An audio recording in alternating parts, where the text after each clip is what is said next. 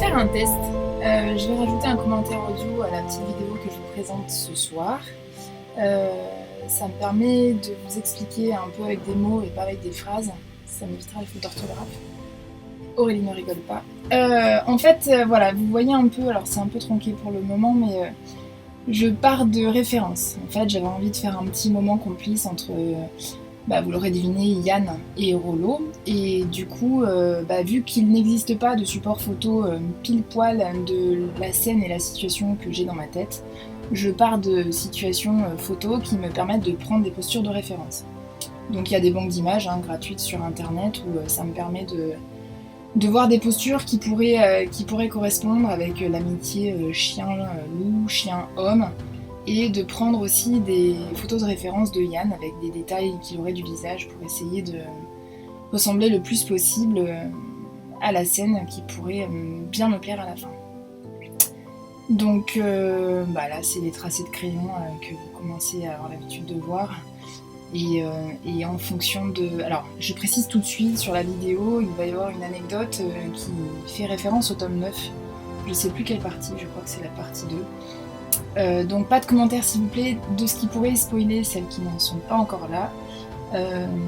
Mais du coup c'est un petit clin d'œil. Moi quand j'ai lu ce passage j'ai adoré et j'avais vraiment envie d'en faire une illustration qui existe. Parce que Diana Gabaldon a bien mis les mots sur ce petit clin d'œil et moi j'avais vraiment envie de faire une illustration là-dessus. Donc une fois que j'ai fait mon tracé avec la posture qui m'intéresse, avec les personnages que j'ai envie de mettre ensemble et avec une attitude, du coup là on le voit bien. Par exemple j'ai pris une photo d'une capture d'écran d'un bébé loup et j'ai vraiment envie de la rajouter au dessin existant. Mais le bébé loup dans ma tête, sans référence, n'aurait peut-être pas ces mêmes têtes. Donc ça me fait travailler en fait mon tracé. Ça augmente un peu ma bibliothèque d'images que je travaille et que du coup je peaufine. Et du coup mon dessin évolue aussi parce que je fais des recherches là-dessus. Et ça, cette vidéo le montrera. Parce que je fais des recherches sur des choses que j'aurais peut-être pas spontanément voulu faire, ça me permet d'élargir un peu la variété de ce que j'arrive à faire après. Donc voilà, une fois que le crayonné est fait et que les proportions me conviennent, là je fais un tracé propre. Ce tracé propre, vous le reconnaissez, c'est un trait avec une mine qui me permet de faire un tracé régulier.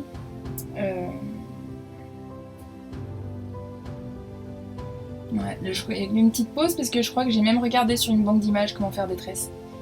Parce que si je regarde pas, j'ai envie de les faire rapidement et c'est que ça ressemble moins à des tresses. C'est un style, mais des fois j'aime bien creuser un peu et voir si ça peut pas être un peu mieux. Donc sur le crayonné, là par exemple, je l'avais fait sourire. Et puis là finalement, j'ai changé de posture. Finalement, je vais le faire... je vais pas le faire souriant, content, mais je vais le faire ému par la scène qui arrive. Donc mon bébé loup, que je fais au propre et que je fais dans les bras de Yann.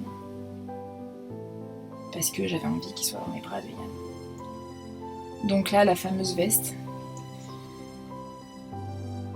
avec des petits détails, ses petites jambes. Rollo, pareil, on rajoute un sourcil, un petit sourire quand même. Le but, c'est pas de pleurer.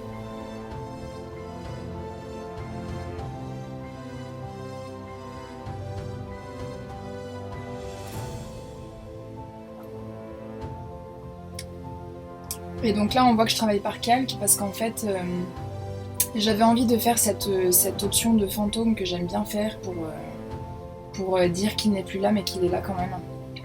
Donc ce calque là il faut qu'il soit uniforme mais séparé. Donc ça veut dire que quand je vais commencer à mettre des couleurs sur le personnage du petit loup et de Yann, je vais pas travailler sur le même support que sur le support du fantôme secondaire, mais qui sera là quand même et que je veux rajouter à la fin. Donc là, je colorise assez basiquement.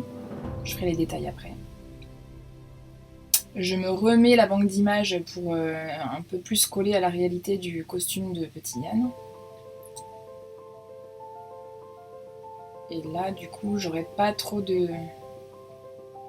Ah ouais, si, je me suis amusée à faire ça. Effectivement, il a plein de petits chevrons. Après, en vrai, c'est hyper agréable à faire. Alors, à regarder je l'ai accéléré parce que peut-être des spectateurs de ça, ça peut être un peu long. Mais moi, ça m'a quand même bien détendu aujourd'hui. Mais j'aurais presque pu l'accélérer un peu plus.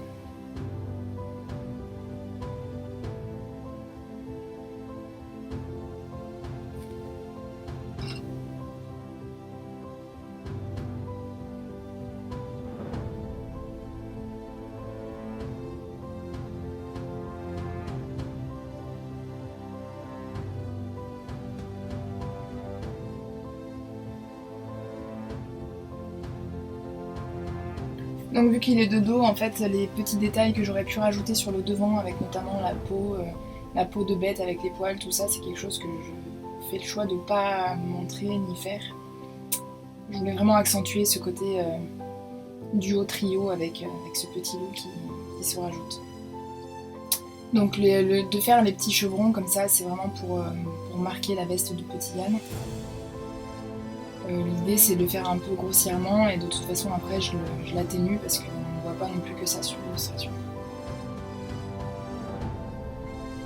Donc après je fais sur mon autre partie mon petit calque avec la présence de Rollo qui physiquement n'est pas là mais qui est quand même là. Et après là je vais m'amuser sur les arrière-plans. Donc je vais fixer un thème avec une ambiance, j'ai envie d'une couleur, j'ai envie d'une lumière. Dans ma tête, je pense que j'ai déjà en tête de mettre la lumière du côté de Rollo là-bas, en me disant que... Alors c'est assez psychologique, hein, mais quand je fais une illustration qui est tournée vers la droite, c'est quelque chose où je me dis que le personnage regarde vers l'avenir. Là, c'est un peu contradictoire parce que Rollo est là, mais Rollo est tourné vers la gauche et petit Yann voit Rollo en mode fantôme, mais regarde vers la droite, vers l'avenir, ce petit loup qui est la suite logique des choses. Et notamment, je sais pas si vous avez fait un peu gaffe, mais c'est vrai que... Alors, je le fais pas tout le temps, mais j'aime bien marquer ce détail sur Claire, notamment quand elle a des moments avec... Jamie ou qu'elle pense à lui et que je la fais tourner vers la gauche. Alors je l'explique pas tout, d'ailleurs je crois que je l'ai jamais expliqué, mais j'ai vraiment cette notion de regarder en arrière. De toute façon, toute illustration a une direction et là pour le coup, celle-là, c'est vraiment on regarde vers l'avenir, ce petit loup. Rollo est tourné vers la gauche parce que c'est le passé, mais il est quand même là de façon fantôme avec une opacité réduite. Et après, les tons chauds, là je me suis amusée dans les herbes et les fleurs et tout ça. Des scènes qui sont un peu dures et très obscures. Je pense tout de suite à ce duo que j'avais fait entre Claire et Randall, quand Randall est complètement bourré et qu'il n'arrive pas à accepter de devoir se marier avec la femme de son frère. Ils discutent et c'est une discussion très noire où on voit Black Jack Randall être complètement sous l'emprise de l'alcool mais un peu désinhibé, qui lui raconte les détails sordides du plaisir qu'il a éprouvé avec toute la torture qu'il a faite jusque-là. Les scènes glauques, les scènes tristes, les scènes noires souvent sont très sombres et la lumière j'aime bien la placer vers l'espoir, c'est-à-dire que là Claire, je pense que ça a été aussi décidé comme ça par Outlander, moi j'appuie totalement parce que cette scène-là avec ce duo, c'était vraiment... Black Jack était dans le noir et Claire était du côté de la lumière. Et ça, je suis très sensible à ça. Donc moi, ma lumière, sur cette illustration, je vais la mettre sur la droite. Parce que la droite, c'est l'avenir et elle va éclairer justement les deux personnages principaux qui là vont être au milieu. Après, question couleur, si c'est un moment agréable, j'aurais envie de mettre des tons chauds, et si c'est un moment triste ou glauque, j'aurais envie de mettre des tons froids. Et ce fameux duo Black Jack Randall, Claire Fraser, il n'y avait pas trop de couleurs chaudes, hein. C'était pas un tête-à-tête de chandelle romantique, c'était vraiment triste, froid et avec peu de projets possibles, donc... Mais là, c'est Rollo, là, c'est un petit loup, et là, c'est petit Yann. Et ce qui se passe, c'est beau, et même si c'est tristoun, parce que c'est nostalgique, il y a quand même plein d'émotions positives avec cette notion de famille et de foyer et de transmission. Et du coup, j'essaye de mettre dans cette illustration des tons plutôt chauds. Donc on voit, hein, je travaille pas trop le marron d'habitude, mais bon, là, je me suis un peu emballée dans une forêt. Pour moi, la saison de l'automne avec un soleil couchant, c'est romantique, c'est mignon, c'est chaud. Et ça donne envie d'être en mode cocon avec sa famille. Donc là, je travaille sur les calques avec... je m'amuse un petit peu, hein, j'y vais à tâtons. J'ai pas prédéfini dans ma tête exactement le rendu final. D'ailleurs, c'est pour ça que quand je fais une illustration en live, j'ai pas trop envie de la refaire derrière. Parce que le live fait que je suis allée plutôt d'un côté et je suis ce côté un peu spontané. Donc là, je m'éclate avec la lumière. Qui dit lumière dit obscurité. Donc si je fais pas d'ombre, il n'y a pas de lumière. Donc, pour renforcer cette lumière, je rajoute des ombres. Mais pareil, ton chaud. Même si c'est ombragé, j'ai envie que ce soit chaleureux et avec beaucoup de rouge et de magenta. Donc là, je fais passer le soleil à travers la petite feuille. J'ai envie de rajouter un soleil couchant. Donc je rajoute un ton de rouge et je m'amuse sur les calques pour voir le rendu qui me plaît le plus. J'ai envie que ce soit un moment positif. J'ai envie que ce soit un moment coloré. J'ai envie de montrer la mixité de la vie de Yann, qui est à ce stade capable d'accepter plein de choses, même si c'est pas quelque chose qui lui ressemble. D'ailleurs, le fait qu'il soit encore mohawk et qu'il fasse sa vie et que on voit bien qu'il a envie de faire plusieurs choses en même temps et que quelles que soient les origines des gens, il est prêt à accepter les choses. Donc moi, je joue sur les calques et je veux une harmonie de couleurs, mais je veux que ce soit coloré et que ça parte un peu dans tous les sens. Mais tout en ayant une harmonie chaude, agréable, qui fasse quelque chose de joyeux et qu'on voit que ce moment-là soit agréable pour tout le monde.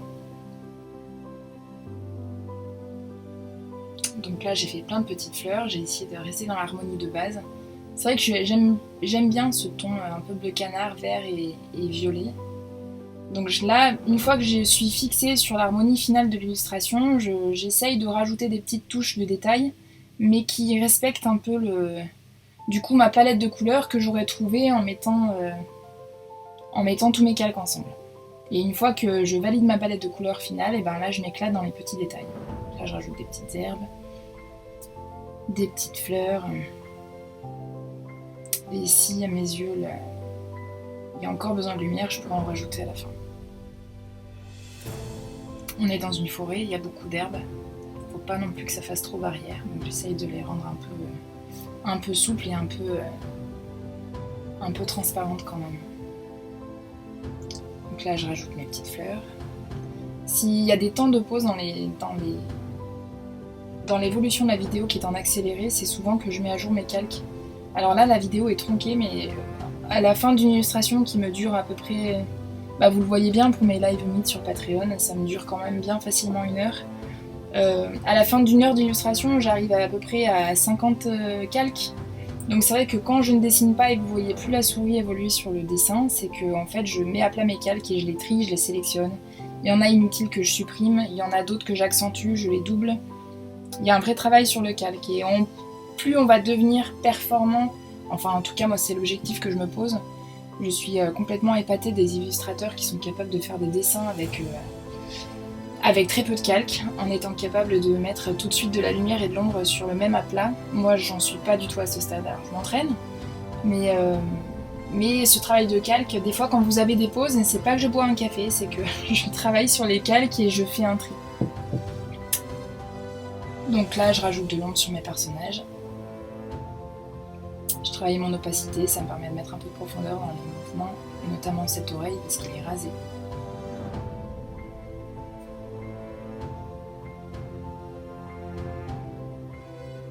Le petit signe distinctif de Yann. L'ombre de la paupière.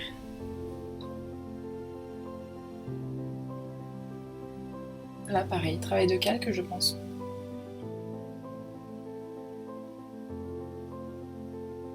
Là je travaille les nuances. Et là je me dis effectivement ça manque de lumière. J'avais déjà mis un tracé lumineux tout à l'heure mais du coup il s'est un peu atténué avec ce que j'ai rajouté donc j'en rajoute à la fin.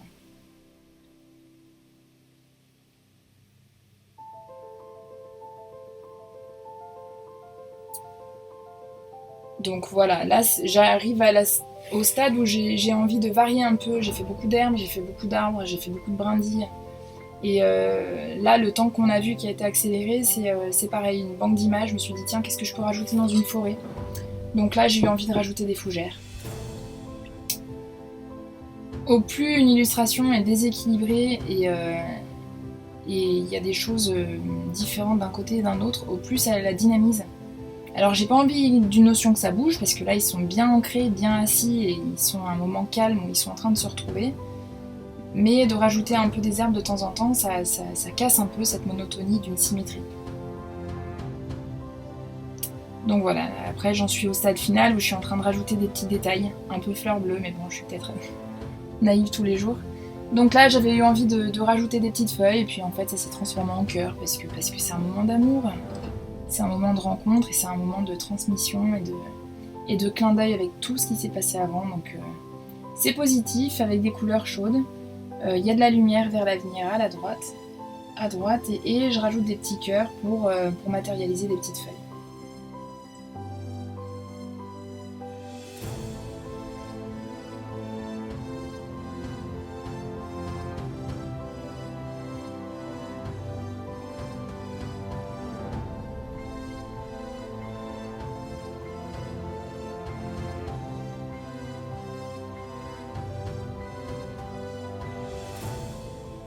Des petits cœurs. Et voilà. J'espère que mes petites explications en voix off vous auront aidé à comprendre un peu l'évolution de l'illustration. Je vous souhaite une bonne journée.